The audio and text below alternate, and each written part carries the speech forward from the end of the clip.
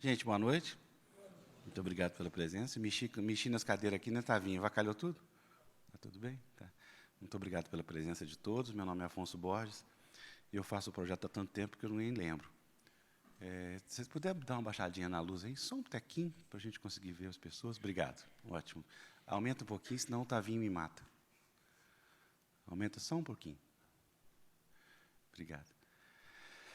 Bem, gente, é uma alegria estar aqui com vocês de novo. O projeto já tem quase 13 anos com o SESC. Aqui, no 24 de maio, é o segundo ano que a gente se apresenta. Antes, eu queria fazer alguns agradecimentos especiais, em especial uma salva de palmas para o professor Pasquale, ali no meio. Ele merece.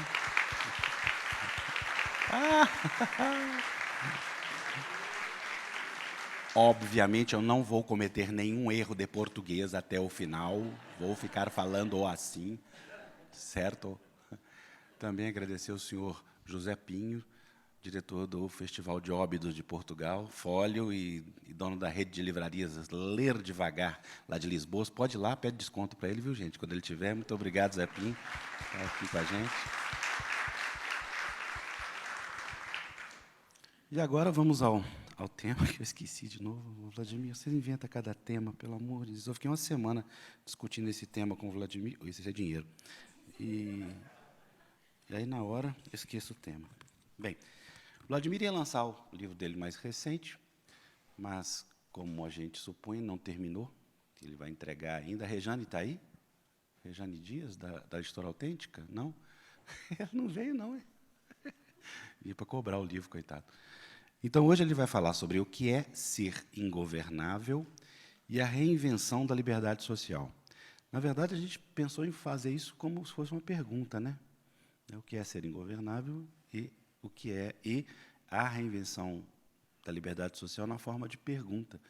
Então, eu te passo essa bola e a gente tem que sair daqui 8h30, né? A gente tem que terminar 8h30, peço aviso desde já, porque o moço vai para a Europa e, por sinal, agradeço que ele mudou a passagem para estar aqui com a gente antes da viagem. Boa noite, doutor. Okay. Então, obrigado, Afonso, pelo convite para vir aqui no seu ciclo de palestras. Queria agradecer a todos vocês também pela presença. Para mim é uma grande felicidade poder discutir essa questão, que eu acho uma questão mais ou menos central, né, dentro do horizonte nosso de reflexão social e política, né? E para mim é um grande prazer também poder falar algo que, na verdade, é uma espécie de trabalho em progresso que eu queria desenvolver a respeito das figuras da ingovernabilidade, né? E acho que esse é um termo importante, uma discussão que vai ganhando cada vez mais relevância, né? Mas ela pode ser desdobrada de várias maneiras, né? O que significa ser ingovernável, né? A gente conhece muito bem as figuras do déficit, né? Em governabilidade como aquilo que, à sua maneira, uma sociedade deveria evitar. A sociedade deveria ser governável, né? Isso significaria, entre outras coisas, que ela conseguiria organizar seus processos de reprodução material da vida, né? Que ela conseguiria organizar seus processos de socialização a partir de um governo que pode ser mais ou menos imposto, né? Um governo que pode ser ou o fruto de uma espécie de tradição presente, né, ou de jogos de força, ou um governo que poderia ser a representação de alguma forma de decisão, certo, ligada às dimensões da soberania popular. Certo? Então, eu acho interessante essa discussão, porque, normalmente, nossa reflexão sobre o político ela passa muito sobre a figura do bom governo, né? A figura do bom governo, a figura do governo justo, certo? Em que condições nós podemos falar da possibilidade de existência de um bom governo, né? E eu me pergunto se talvez não fosse o caso também de colocar uma questão mais fundamental, né? Que consiste mais ou menos, poderia ser a primeira enunciação dela, poderia ser, bem, mas as figuras da vida social necessariamente devem ser pensadas sob as formas do governo. Ou seja, viver socialmente, certo? Necessariamente deve ser pensado sob a forma de, bem, qual seria a melhor maneira de governo, né? Como se a questão fundamental da vida social fosse, afinal de contas, como nós podemos definir de forma mais, assim, poderia dizer, de forma mais legítima, o que significa governar, né? Bem, dentro desse contexto, todas as figuras da ingovernabilidade, elas aparecem quase como figuras de uma doença social, uma espécie de patologia social. Quando o corpo social parece que está em processo de dissolução, quando ele não consegue mais existir enquanto corpo, certo? Então você tem todas essas figuras da ingovernabilidade, que vão e é um dado muito interessante, porque, por exemplo, se a gente voltar à psicologia social do século XIX, né, o início da psicologia social, o início da história da psicologia social, então com personagens como Gabriel Tarda, como Gustave Le Bon, sabe, como Sigelli, ou seja, todos esses que vão pensar as primeiras grandes figuras das chamadas psicologias das massas, né? O elemento mais reincidente, certo, nesse tipo de reflexão é a figura da massa como ingovernável, né? A ascensão da massa no interior do corpo social é o risco da ingovernabilidade, certo? Porque, entre outras coisas, a massa ela pareceria como o princípio de sedição, como um princípio que não se submete, certo, de uma forma ou de outra, àquilo que seria da ordem dos princípios racionais da vida social, certo? Então, é aquilo que se deixa levar pelos afetos, é aquilo que se deixa levar pelas associações indevidas, né? Pelas associações indevidas de ideias, pelas associações indevidas de imagens, principalmente, né? Então, por exemplo, Gustave Le Bon tem algumas passagens extremamente sugestivas, né? Onde ele vai falar sobre como, na verdade, a massa ela tem um modelo de pensamento que é um modelo infantil de pensamento. Ou seja, é um modelo que não acede ao conceito, não acede à representação, e faz associações absolutamente imaginárias, né, do ponto de vista mesmo da contiguidade das imagens, né? Então, por exemplo, ele fala, isso aproxima o pensamento das massas do pensamento infantil e daquilo que se chamava à época o pensamento selvagem, né? Então, por exemplo, ele vai, num dado momento, falar, por exemplo, como os esquimós, né, que veem aquilo que é transparente como gelo, né, e colocam o gelo na boca, né, e de repente eles veem um pedaço de vidro e acham que o vidro tem as mesmas propriedades e fazem, então, colocam o vidro na boca, né? Da mesma forma que, ou seja, vocês perceberam, criando uma associação indevida, né, a partir de uma relação de similitude, a partir de uma relação de analogia, né? Então, fala, da mesma maneira a massa, isso é muito interessante o exemplo que ele dá, a massa, quando ela acha que existe um patrão que explorou o empregado, ela acha então que todos os patrões exploram os empregados, né? Quer dizer, na verdade é simplesmente para insistir nessa ideia, existe um modelo de pensamento por associação, por imagens, né, por analogias, por similitude, né, que demonstra, entre outras coisas, como ouvir a massa, né? Ou seja, permitir que a massa ela aceda como ator político fundamental seria mesmo a dissolução, a desagregação de qualquer princípio racional da vida social, certo? E essa desagregação, ela significa, entre outras coisas, se submeter a uma dimensão radicalmente, brutalmente ingovernável da vida social, né? É claro que esses estudos, eles têm no horizonte, né, porque a gente está falando do final do século XIX, por exemplo, se vocês pegarem esse estudo clássico, Psicologia das Massas, do Gustave Le Bon, é claro que ele tem no seu horizonte que fenômeno histórico, né? Qual fenômeno histórico produz esse tipo de reflexão? O fenômeno histórico fundamental, nesse caso, é a Comuna de Paris, de 1871. Né? Ou seja, dentro desse horizonte, isto é o ingovernável, né? E nós sabemos muito bem, quer dizer, que a Comuna de Paris não é a explosão de algum tipo de regressão social, né?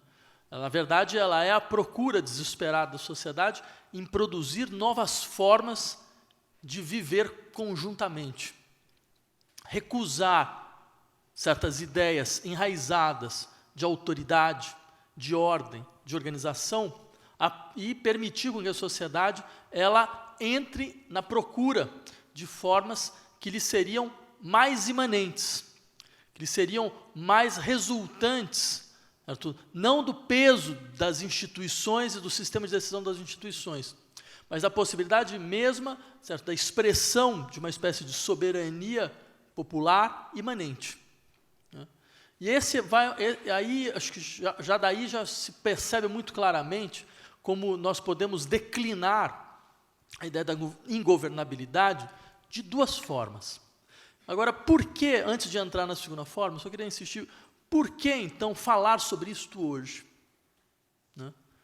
Porque eu acho que há uma razão para levantar esse tipo de debate atualmente. Porque nós vemos, por todos os lados, não só em nosso país, mas como uma espécie de movimento global, nós vemos a ideia de que as populações se tornaram ingovernáveis. Nós temos a ideia de que não há governo que se sustente mais. Não há governo que consiga se sustentar por muito tempo. Né?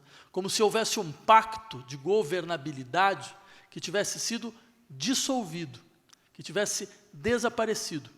O tópico de que a democracia liberal ela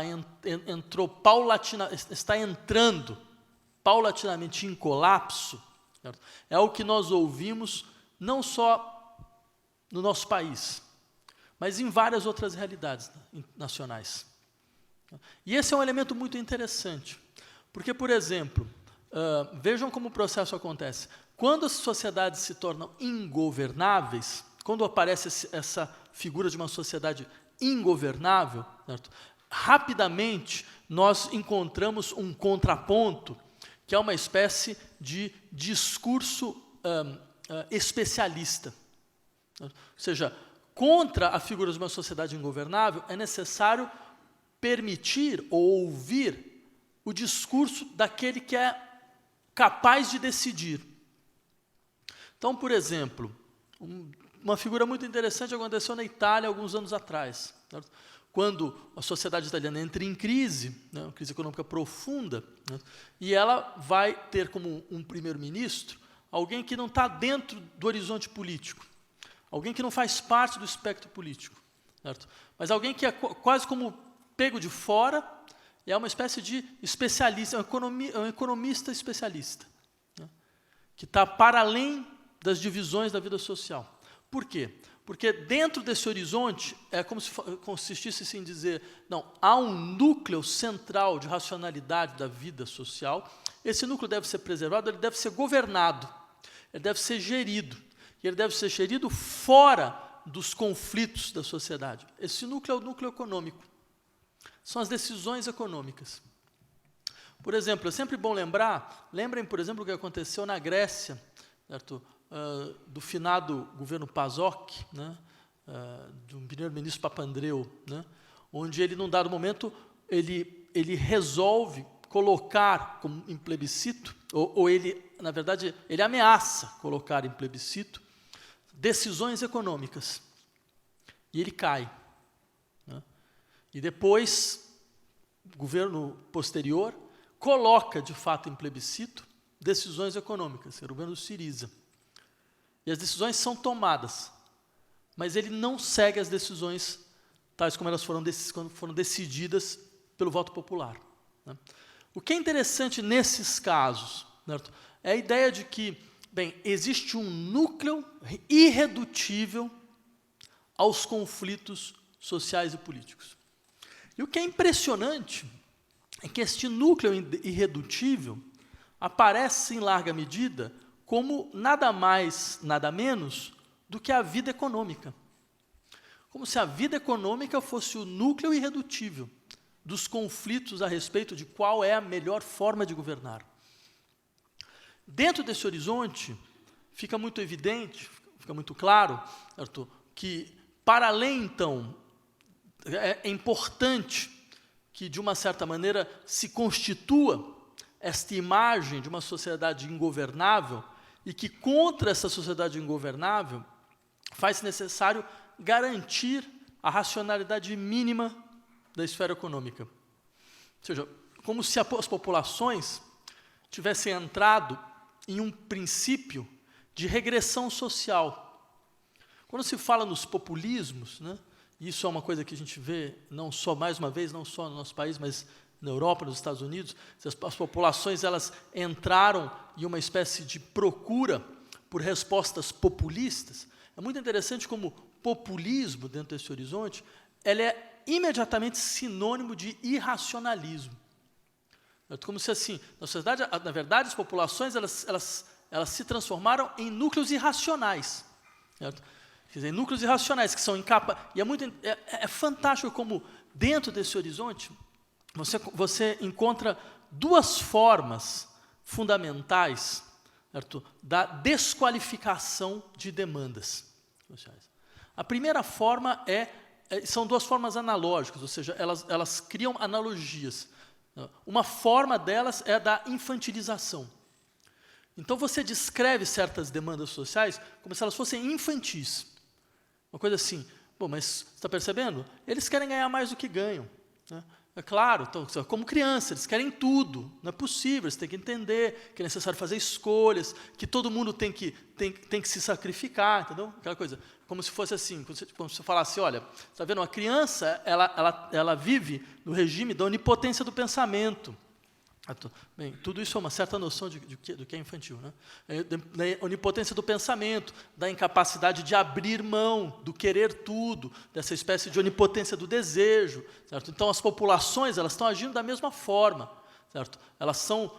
É muito interessante que, por exemplo, quando eu falei para vocês desse exemplo do Syriza, quando eles chamaram a população para decidir questões econômicas, certo, ligado às negociações que eles estavam tendo com a comunidade europeia, né? E uma das colocações mais impressionantes dos representantes do Fundo Monetário Internacional era, isso eu lembro muito bem, porque a presidente era uma francesa, Christine Lagarde, e ela falou alguma coisa do tipo, vamos parar com esse infantilismo e vamos fazer uma conversa de adulto. Né? Ou seja, vocês percebem? É a forma mais explícita, né, da desqualificação das demandas sociais. Elas são demandas infantis, por isso que elas não podem ser escutadas, por isso que elas não podem ser levadas em conta. A outra figura é uma figura que mobiliza uma série de categorias morais, como se fosse imoral o que se está pedindo. Né? E já mesmo a maneira como se descreve certas políticas econômicas, como, por exemplo, políticas de austeridade. Né? O que a palavra é fantástica, entendeu? Porque, afinal de contas, quem pode ser contra a austeridade? A não ser alguém que é desrespeitoso em relação ao trabalho dos outros, em relação ao bem comum, em relação ao que se ganha por um trabalho suado, certo? Então, ou seja, é alguém que esbanja, como se as populações estivessem esbanjando, como se elas não souberam poupar na hora que precisavam poupar, não souberam acumular na hora que precisavam acumular. Ou seja, você percebe, há um fundo moral dentro dessa discussão, profundamente moral. Certo? Uma coisa do tipo, claro, todos vocês sabem quão fictício, quão farsesco são essas discussões ligadas à austeridade. Os mesmos que clamam por austeridade são aqueles que não têm menor problema em pagar stock options absurdos com dinheiro público, certo, para executivos de bancos que quebraram a economia mundial. Certo? Então, ou seja, é sempre interessante essa coisa, a austeridade para quem? Né? A austeridade não é para todo mundo. Né? Quer dizer, nem todo mundo se sacrifica. Se a gente está falando, por exemplo, a gente pode pegar o caso do nosso país. Certo? Um país onde, certo, a maior taxa de imposto de renda é 27,5%. Ou seja, o sujeito que é banqueiro paga 27,5% de imposto.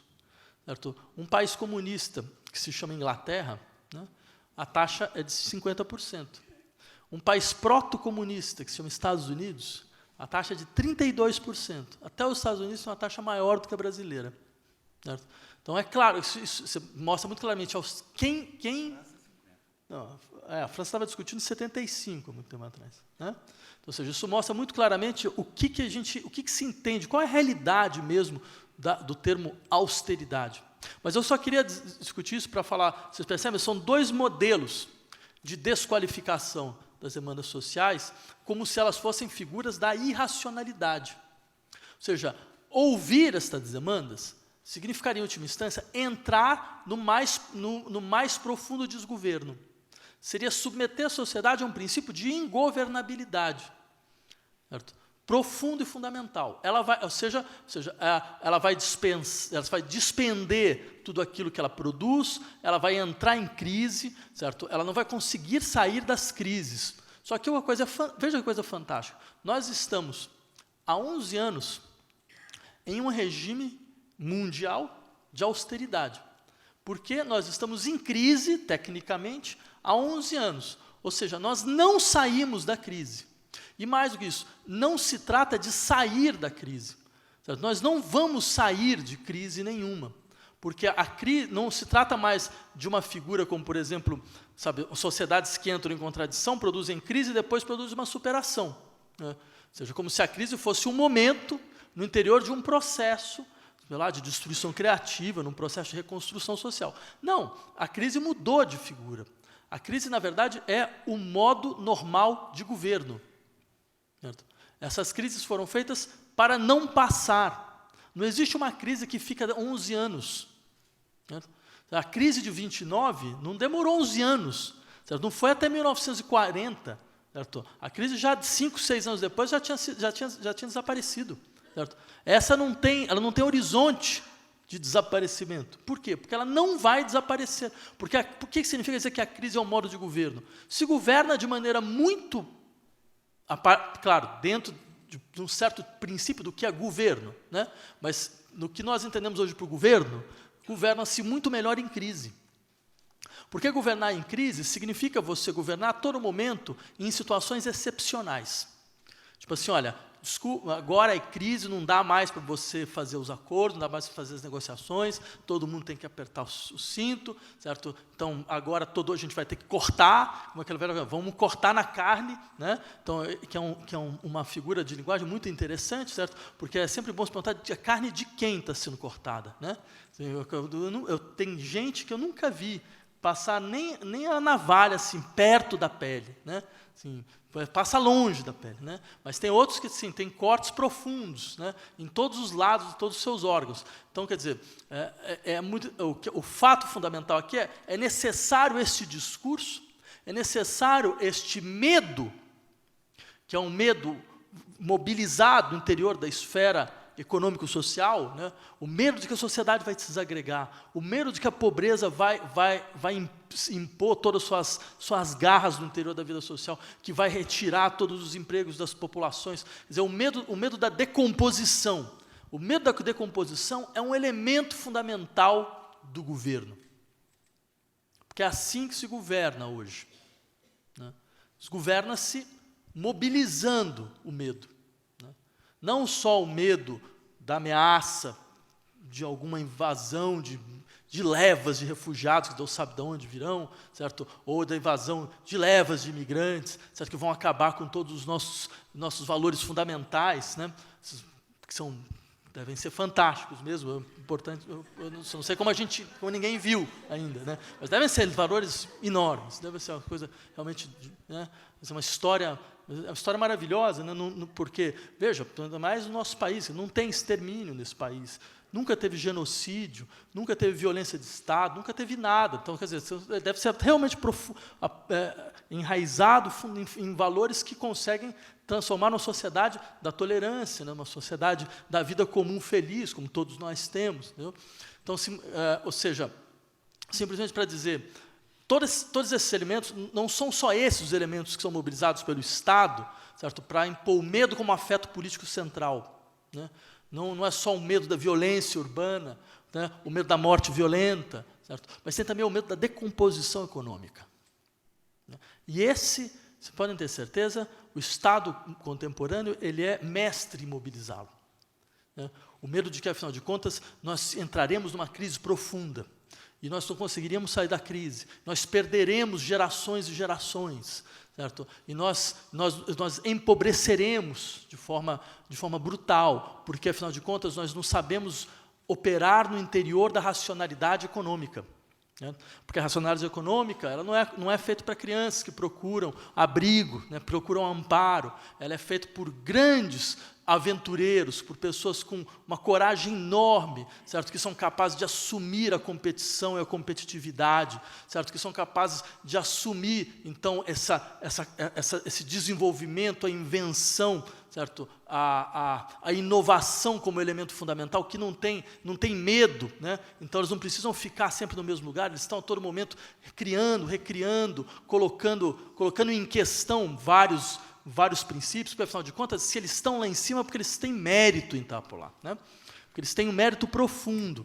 Mesmo se sempre tem algum estraga-prazeres que lembra, que faz certas pesquisas e que, de repente, faz umas perguntas muito incômodas, como, por exemplo, 2 italianos do Banco da Itália, que fizeram uma belíssima pesquisa sobre pagamento de impostos na cidade de Florença, de 1427 até 2010. 1427, eu não estou inventando, vocês podem ir lá, né? Banco da Itália, Guglielmo Baroni, e o outro eu não lembro o nome, né? Mas eu vou lembrar. Né? Então, está lá, 1427 até 2010. Ou seja, o Brasil, os portugueses invadiram o Brasil em 1500. Né? Então, ou seja, antes da invasão portuguesa. Né? Então, ou seja, mais de 500 anos. Né? O que eles descobriram? Eles descobriram que são as mesmas famílias, as famílias mais ricas de Florença. De 1427 até 2015, são praticamente as mesmas famílias. E, com certeza, deve ser por mérito mesmo. Deve ser por mérito. Devem ser famílias assim que têm pessoas com méritos enormes, entendeu? Com a capacidade, então, de reinvenção inacreditável. Né? Ou seja, a gente sabe muito bem o caráter, digamos assim, o caráter feudal do capitalismo. A natureza feudal do capitalismo. Certo? Um sistema feudal de acumulação e de preservação de benesses. Certo? Ou seja, ele de sistema igualitário de concorrência ele não tem nada, absolutamente nada. Certo? Agora, o fato central aqui é que, a despeito disso, certo? O Estado contemporâneo sabe mobilizar muito bem, certo? Uma espécie de medo social generalizado que tem como 2 efeitos centrais.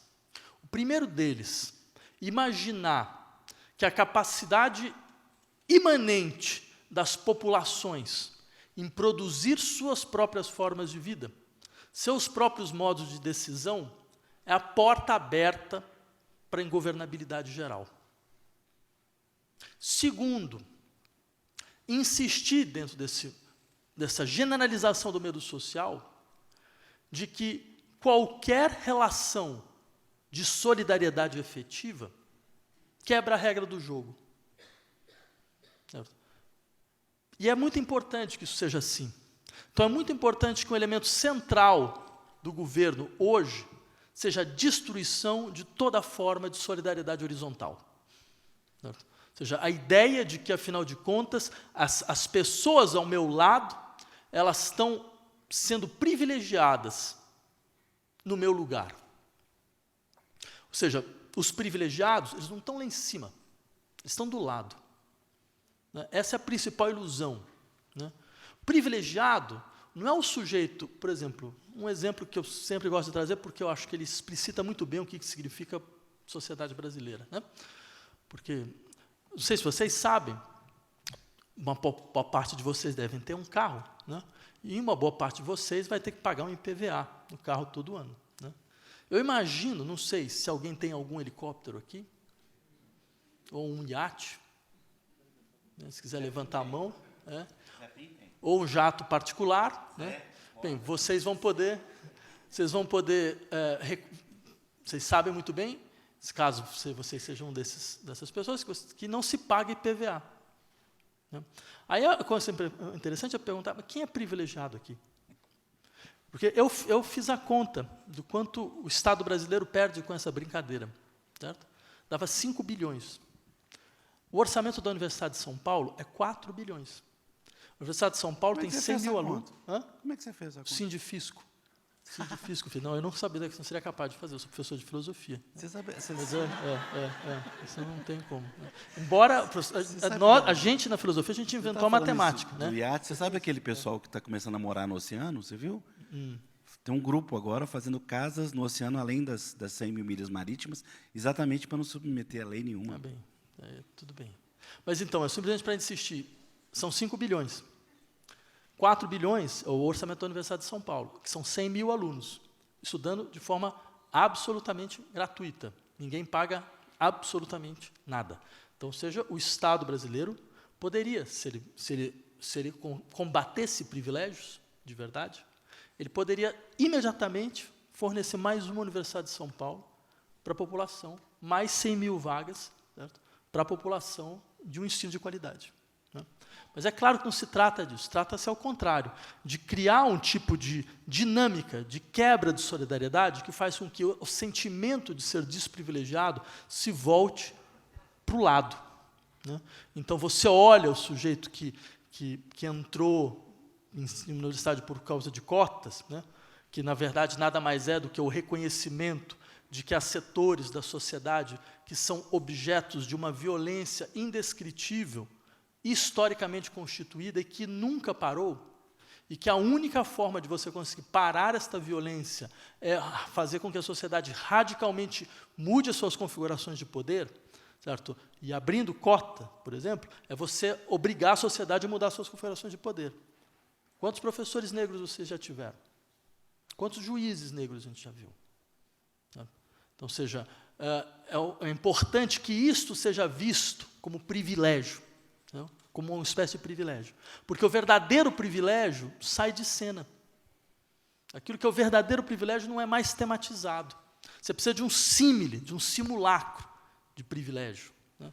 Para poder, de uma certa maneira, desmobilizar a solidariedade social que poderia se constituir a partir do momento que a sociedade é obrigada a dar visibilidade à violência que lhe é imanente, a dar visibilidade à violência que lhe constitui. Né? Porque, por exemplo, fazer algo dessa natureza, por exemplo, eu lembro, por exemplo, quando um governo decidiu criar leis específicas contra o feminicídio. E o jornal no qual eu escrevo, Folha de São Paulo, fez um editorial dizendo que aquela lei era populista, porque ela era desnecessária, porque já tem lei contra a violência. Né? Só que, é claro, o princípio estava equivocado, completamente equivocado, porque uma das funções fundamentais do direito é dar visibilidade àquilo que a sociedade não quer ver. A sociedade não quer ver que ela tem uma violência específica contra mulheres, que é um elemento constitutivo da sua existência, e que ela se repete compulsivamente, e que é necessário nomeá-la para que ela pare de repetir. É necessário dizer, ou seja, você cria uma imagem, a sociedade não quer ver a imagem que ela tem. Então, você cria uma imagem, você fala, olha, você está vendo? Né? Quer dizer, o direito tem essa função. O direito ele tem uma função, nesse sentido, ele tem uma função especular. Né? Ele fornece à sociedade a imagem da sua própria violência. Porque se ele foi obrigado a criar uma lei específica para esse caso, é porque os casos são muitos. Né? Os casos são muitos, são reiterados, são constantes, certo? E eles precisam, então, serem nomeados. Então, dentro desse horizonte, é que fica muito claro como o princípio da solidariedade social é um princípio desestabilizador das formas e das normas implícitas de reprodução da vida social. Né? Então, é necessário retirá-lo de cena, quebrá-lo, apagá-lo, anulá-lo, custe o que custar. Certo? Vejam, por exemplo, e é muito interessante essa questão da visibilidade social. Nós estamos num país onde ações de visibilidade de certos grupos, por exemplo, os grupos LGBTQ, né, atualmente elas são objetos de uma negação estrondosa. Por que isso? Porque aí vem uma coisa interessante. Por exemplo, vocês já devem ter visto esse modelo de discurso, que consiste mais ou menos em dizer, não, eu não sou contra essas pessoas. Eu só não quero que elas, eu só quero que elas não sejam visíveis. Não? Eu só não quero ver. Não quero conta, eu só não quero ver, não sou obrigado a ver. Né? Esse é mais ou menos o argumento. Agora, esse argumento, claro, de todos ele é o mais autoritário, porque trata-se de dizer, entre outras coisas, que há certas práticas, há certos grupos, há certas pessoas que devem ficar em invisibilidade social. Elas devem ser invisíveis. Só que na vida social, ser visível é existir. Aquilo que é invisível não existe. Por exemplo, eu lembro de uma época, eu dei aula na África do Sul durante alguns meses, né? E lembro, por exemplo, de vários ativistas negros insistirem que uma das piores coisas no época de apartheid é que tudo se passava como se eles não fossem visíveis. Então, você estava na rua, então os brancos conseguiam conversar, por exemplo, sem que os negros parecessem que existissem. Não? Então, você tem todo o sistema social de anulação da visibilidade do outro. Né? E é claro que isso agora migrou para o centro do poder. Porque o que significa o outro ser visível? Significa que o outro vai me afetar. Seu corpo me afeta. Eu não posso ser indiferente. E se ele me afeta, o meu mundo muda. Não? Porque o meu mundo agora tem corpos que antes não tinham. Né? Tem formas que antes não tinham. Tem presenças, tem sujeitos que antes não existiam. Então, ele me obriga. Todo processo de reconhecimento é um processo implicativo. Nunca é só eu reconhecer o outro. É eu também, ao reconhecer o outro, eu me transformo. Porque o outro agora faz parte do meu mundo, do mundo que me afeta. Então, esses elementos, eles demonstram muito claramente como essas dinâmicas da solidariedade social, elas devem desaparecer. Agora, uma das questões, aí eu terminaria um pouco por aqui para a gente poder ter um tempo de discussão, uma das questões muito interessantes, e aí voltaria lá ao início que eu tinha falado, 2 formas de ingovernabilidade, uma das questões extremamente interessantes dentro dessa discussão é, dentro dessa lógica, sempre é questão de afirmar algo como, se nós não estivermos aqui, se o Estado não estiver aqui, se o governo não estiver aqui, o caos reina. O caos reina. E é necessário, então, multiplicar as figuras do caos, da balbúrdia, né, da baderna. É necessário, então, que todos tenham essa impressão de que, afinal de contas, existe um grande caos e que é necessário pôr ordem no caos. Né, certo? E só que se esquece que, na verdade, no caso brasileiro, o caos vem sempre do Estado brasileiro. Certo? O caos vem sempre de cima, o céu não vem de baixo. Né? Eu sempre achei muito interessante esse tipo de discurso da ordem, né? No qual, em situações de caos social aparente, é necessário, então, fazer apelo a uma dimensão, digamos, de imposição da força, né? Sei lá, como, por exemplo, as Forças Armadas. Talvez seria muito interessante lembrar que, na verdade, as Forças Armadas são um elemento fundamental do caos social no Brasil. Certo? Elas não são nunca foram a parte da solução de nada. Elas são o problema. Elas sempre foram o problema.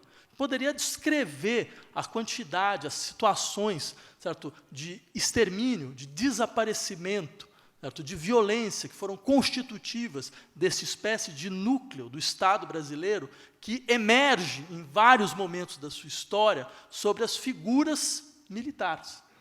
E não é só recente, não. Não é só recente. Não. Você teria do século XIX para frente. Ou seja, da independência para frente, você tem um elemento reiterado na história brasileira. Reiterado. Certo? Que são as figuras das intervenções militares. Para repor a ordem, para recolocar a ordem, ou para ser o elemento fundamental da desordem. Eu lembro, por exemplo, na Itália teve uma fala de um policial muito impressionante, numa época de grandes mobilizações antimundialistas, e a polícia teve uma mobilização em Gênova, a polícia de Gênova mata um ativista. E aí tentaram colocar o chefe da polícia contra a parede, dizendo, mas o que é isso? A função da polícia não é impor a ordem? Ele falou, não. A função da polícia não é impor a ordem. A função da polícia é gerir a desordem. O que, diga-se de passagem, é uma descrição bastante realista do processo. Então, a gente poderia descrever muito claramente, né? Quer dizer, como todos os tipos de violação, certo? Mesmo ao sistema legal da democracia liberal, todas as violações reiteradas, certo? Todas as modalidades de violência completamente excepcionais, que são o funcionamento normal do braço militar do Estado. Certo? Então, claro, dentro desse horizonte, é necessário fazer com que, dar a impressão de que o caráter ingovernável da sociedade lhe é imanente, e não que o Estado que impõe a lei é o mesmo que gere a ingovernabilidade. É o mesmo que constitui a ingovernabilidade. Porque aí é um elemento interessante. Existe uma segunda maneira de declinar ingovernável. Existe uma segunda maneira de falar em uma sociedade ingovernável. É uma sociedade que compreende que as suas dinâmicas de deliberação, suas dinâmicas de decisão, elas não são transpostas para a figura de um governo. Não são transpostas para a figura de um princípio de direção e de representação.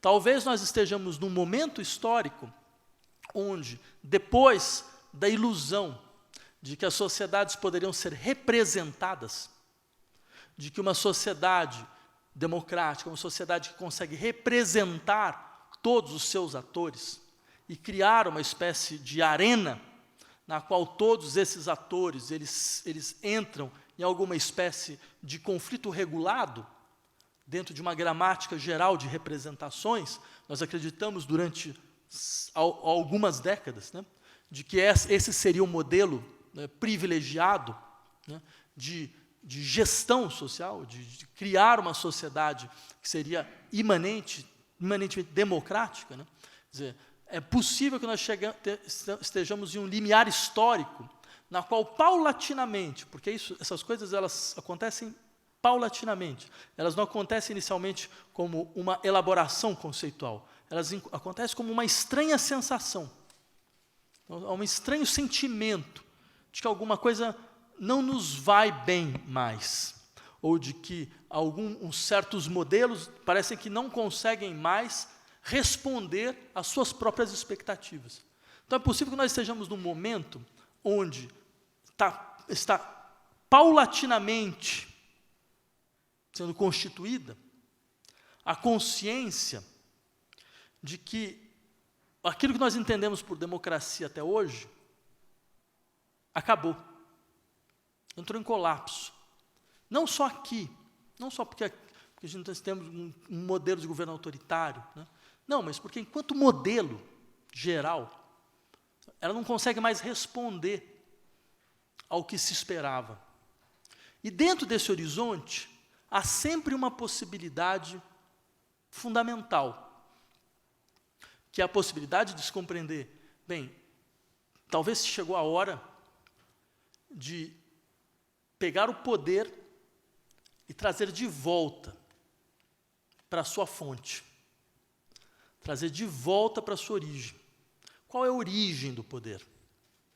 Lembrem do La Boétie falando do discurso sobre a servidão voluntária?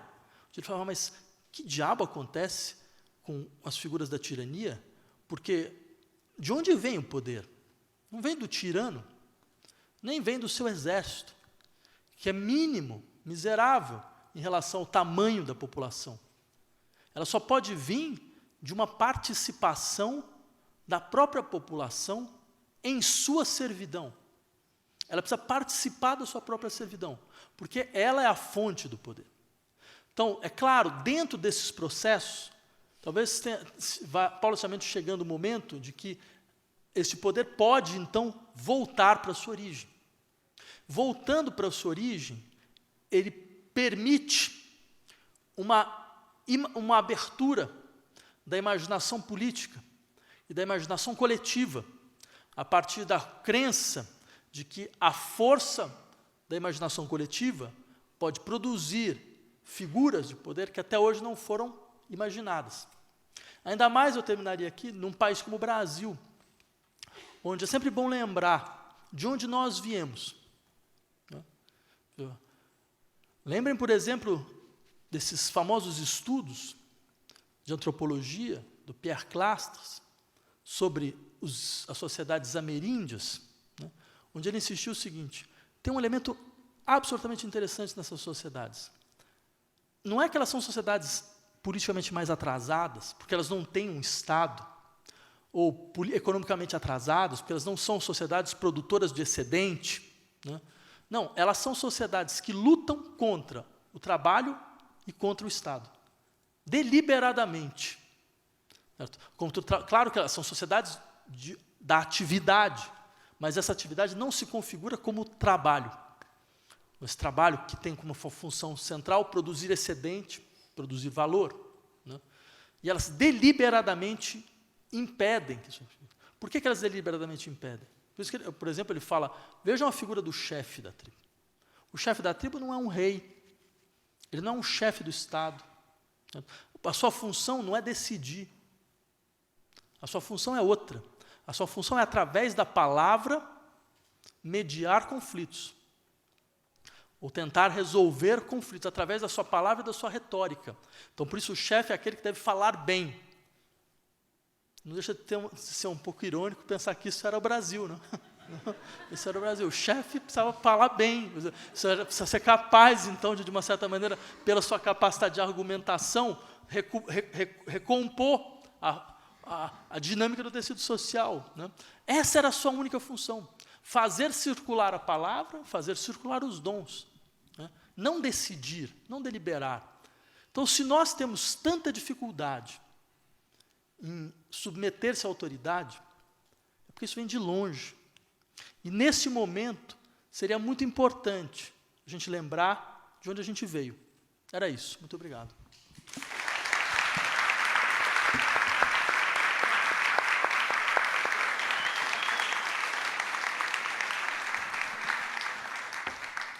Bem, nós temos 5 a 10 minutos só, né, para a sua saída, conforme combinado.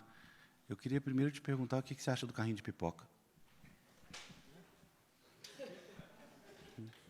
Eu tenho 33 anos que eu faço sempre um papo. Primeira vez que eu estou entrevistando um cara que atropelou um carrinho de pipoca. Vocês já viram na vida? Não, eu fui atropelado por um carrinho. Como foi atropelado? O carrinho de pipoca está parado, você que atropelou ele. Ele estava andando. Ele estava andando? Estava andando, é. É porque eu levei uma... É. Alguma pergunta, gente? Rapidinho? Por favor. Gente, vai ser a única porque ele tem horário, tá? Tem uma... Pode 3? Então, vamos fazer 3 seguidos? Pode? 3 seguidas, pode ser, gente? Tem um microfone ali voando. E ali, ó, aquele moço de barba. Boa noite, boa noite. Eu me chamo Luan. Então, Safatli, eu tenho uma dúvida assim que, na verdade, é uma aflição, né? Do nosso tempo, eu acho. Principalmente quando você começa a ver que tudo que você entende como mundo, na verdade, é só uma grande repetição de ciclos em ciclos. Então, eu vejo que dentro de um determinado grupo, por exemplo, que tende à melhoria, a um novo mundo, à igualdade social, tudo isso, também tem uma versão idolatrada de certos, enfim, responsáveis políticos e tudo mais. E eu acho que, recentemente, até antes da eleição do Trump, enfim, talvez o governo anterior, né, ele teve essa lógica de que era a hora desse grupo ter voz, era a hora de, finalmente, a gente conseguir e tudo mais. E daí alguns artistas começaram a criticar, depois que descobriram algumas coisas, né, justamente aí pelo que a gente vê nas redes sociais, na internet e tudo mais, esse determinado modelo. Só que, para quem já entendeu isso daí, que está querendo ir além, não consegue convencer esse grupo a matar o seu ídolo, entre aspas.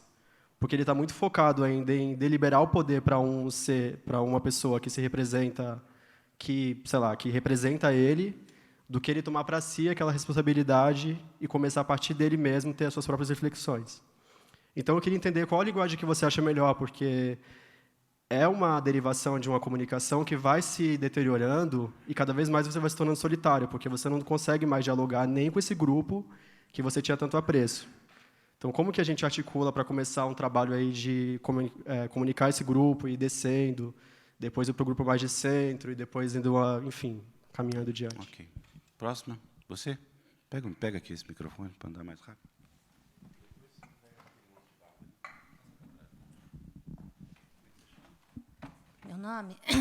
Meu nome é Deise, eu moro num assentamento na região do Vale do Paraíba há 25 anos. E eu gostaria de saber do Vladimir como que ele está vendo, até que ponto vai chegar, porque dentro do que você falou, lembrou da questão da democracia que está em colapso. Uma das coisas que a gente vem sentindo na pele que o atual governo ele está destruindo todos os meios de participação social, principalmente os conselhos participativos, né? E isso, na reforma agrária, tem um peso muito grande para nós. Então, assim, como você é um analista, né, está sempre estudando, acompanhando todos esses efeitos que a gente está atravessando nesse período tão duro que nós estamos atravessando, eu gostaria de saber o que vem mais pela frente, né? O que nós vamos mais sofrer. Eu estou falando da categoria que eu participo, que eu moro, que eu produzo. Então, é uma pergunta um pouco difícil, né? Mas sei lá. Legal. Boa noite, Rodrigo. Prazer, obrigado pelas palavras. Até complementando a sua pergunta, a gente teve nesse final de semana uma eleição na Espanha, né, que repetiu também um pouquinho de uma moda que vem sendo corrente, que é a véspera de todas as eleições, faz mais ou menos uns 2 ou 3 anos, existe um discurso midiático falando sobre a incerteza como uma coisa extremamente negativa, né, e a incapacidade do povo de decidir como se representar. Existia, especialmente na Espanha, como existiu em quase todas as democracias que estamos dizendo a esquerda e a direita que vão morrer, né, um temor de uma tomada do poder pela extrema-direita que não se confirmou. Essa foi uma das surpresas que a gente teve no domingo. Então, eu queria que você comentasse sobre isso. Se a democracia, de fato, concretamente, ela está em perigo ou se ela está se transformando. Como você vê a Espanha e como você vê essa exploração, né, desse discurso, especificamente da incerteza, como uma forma de mobilizar mercado, mobilizar mentalidades e reforçar a ideia de que, olha, a democracia já serviu o que tinha que servir, já vai tarde. Falta só 45 minutos para você responder essas 3. Tá bom, então, a primeira, eu diria o seguinte, eu acho interessante que você levante essas questões, eu tenderia a dizer, por essa razão que eu havia escrito em um livro, que só as pessoas desamparadas podem agir politicamente. Existe uma experiência do desamparo que ela é fundamental para a ação política. Desamparo consiste em dizer, eu não espero o amparo de um outro, e nem acho que é possível um cuidado, nem acho que é possível cuidar de ninguém, né? Essa possibilidade, isso pode parecer uma posição de colapso depressivo, mas ela também pode ser uma posição de emancipação, né? Porque se não se trata mais de esperar,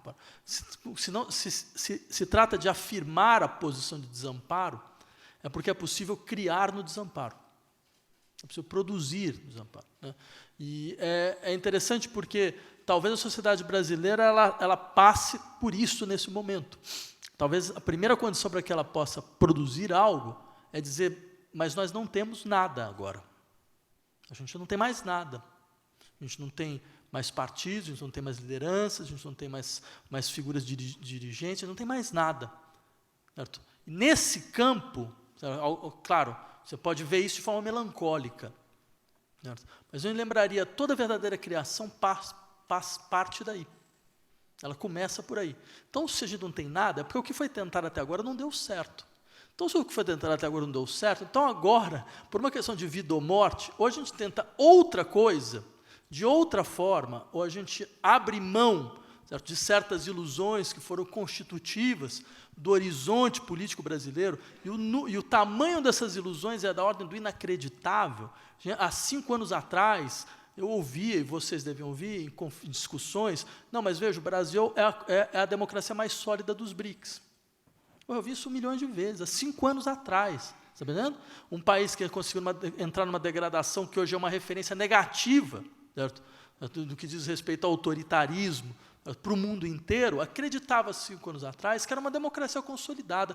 Quanto nível de auto-engano não é necessário para você conseguir chegar nesse descolamento da realidade, nesse grau de descolamento da realidade? Um país que nunca tinha conseguido colocar um torturador na cadeia, certo? Da ditadura militar, um só. Hoje, nesse exato momento, há 1000 pessoas presas na Argentina por participação da ditadura militar. No Brasil, não há ninguém.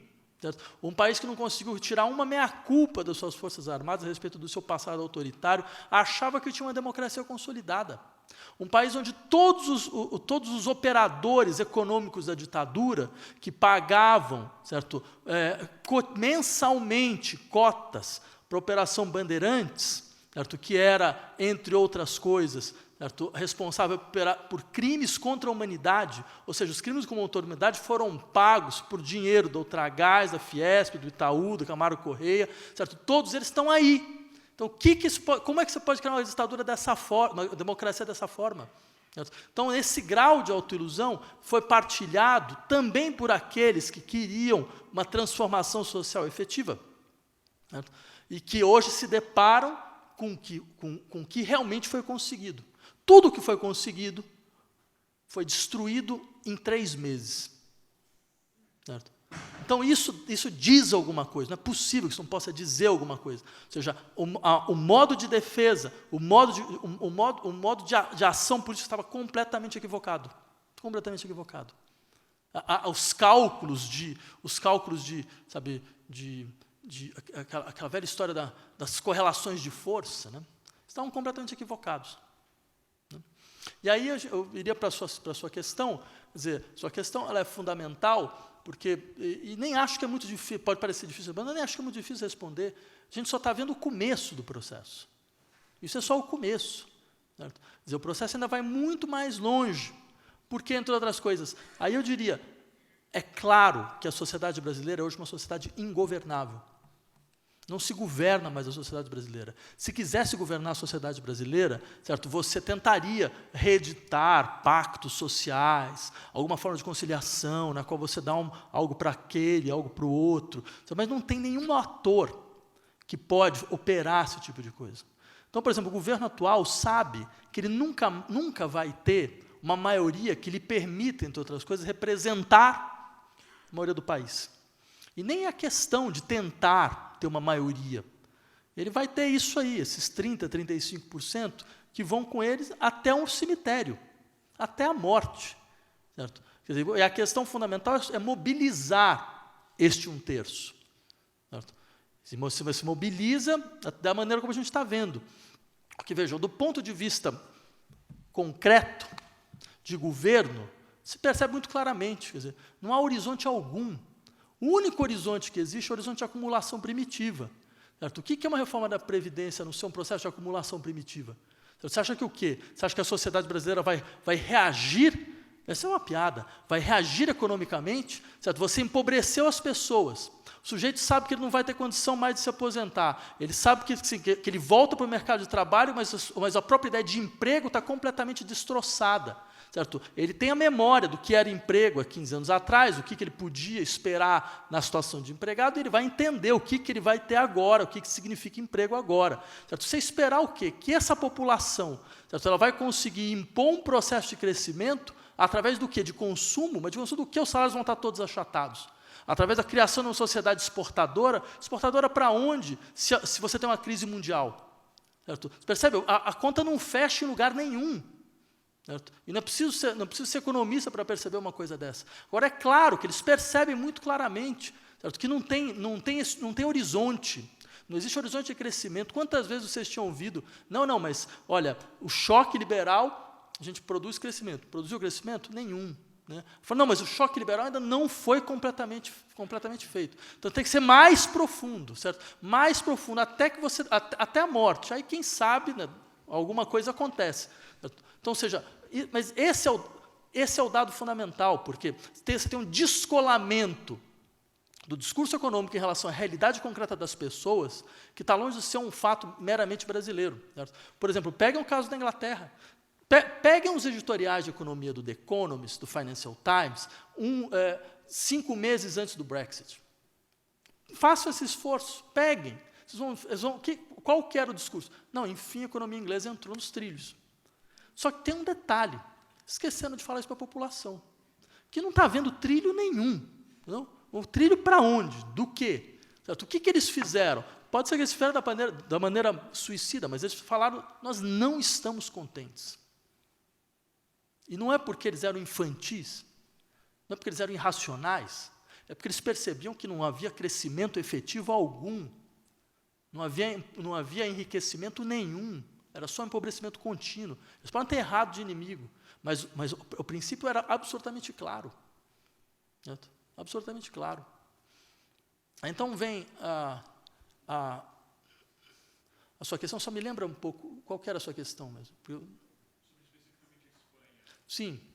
Então, não, essa era uma questão bastante interessante, porque você levantou um tópico absolutamente central, que é o discurso anterior à eleição, que era assim, o discurso de que, não, existe um risco da extrema-direita vai ganhar, a extrema-direita vai se fortalecer. Esse tipo de discurso já tinha acontecido na Holanda, acho que um ano atrás, um ano e pouco. Todo mundo dizia, não, você vai ter agora um governo de extrema-direita. O que acontece? É a esquerda que sobe.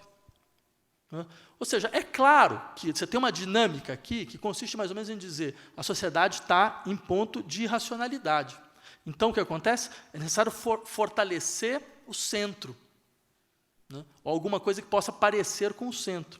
Só que o que nós vemos hoje é o contrário. Em todos os lugares onde o lado mais progressista da sociedade radicalizou suas posições, certo? A esquerda cresceu. Em todo lugar onde ela disse claramente por que ela existia, e aqui ela veio, certo? Onde ela estabeleceu uma distinção muito clara entre o que é hoje e o que se quer, certo? Ela cresce. Hoje, o político mais popular dos Estados Unidos é um sujeito que se declara socialista. Socialista. Não? Num país onde até há pouco tempo isso era um palavrão, isso era uma injúria, que é o Bernie Sanders. Hoje, na Inglaterra, você tem um partido trabalhista que tem um programa... A última vez que a Inglaterra teve um programa tão radical assim, deve ter sido na época do Oliver Cromwell, da Revolução Gloriosa, e vai sair mais de 400 anos. Entendeu? Ou seja, o que isso significa? Significa, eu diria, duas coisas. A primeira, as populações elas entraram em uma dinâmica anti-institucional. Essa dinâmica tem que ser conquistada respeitando-a.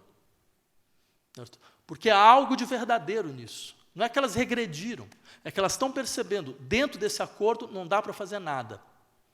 Nós vamos empobrecer cada vez mais.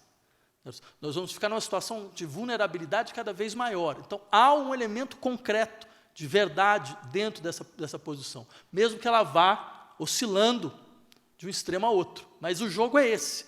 Se uma parte da população for para o extremo, você não pode ficar no meio. Como dizia o Baudrillard, é melhor morrer pelos extremos do que pelas extremidades. E é o que está acontecendo aqui. Esse é o primeiro ponto. O segundo, eu diria,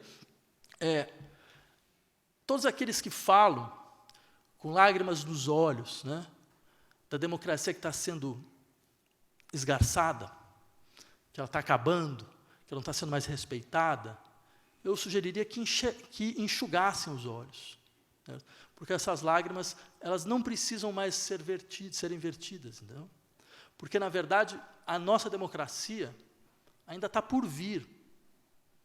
Ela não existiu até hoje. Certo? O que ela pode realmente ser não tem nem medida comum com o que ela foi até agora. Ela foi, mesmo nos países centrais, ela foi uma democracia racionada. Certo? Vejam, por exemplo, o que era o sistema do Estado do Bem-Estar Social. Certo? Em países como a Inglaterra e a França, era subvencionado por práticas colonialistas, eram potências colonialistas até o final dos anos 60. Certo? No caso, ou seja, até bem pouco tempo. Certo? Elas eram baseadas na ideia do privilégio à nação, ao cidadão da nação, ao trabalhador da nação, que foi dar no que deu. Certo? Então, ou seja, existe muito ainda a inventar no que diz respeito à democracia efetiva.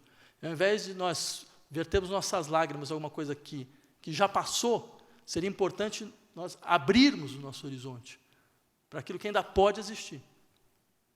Era isso.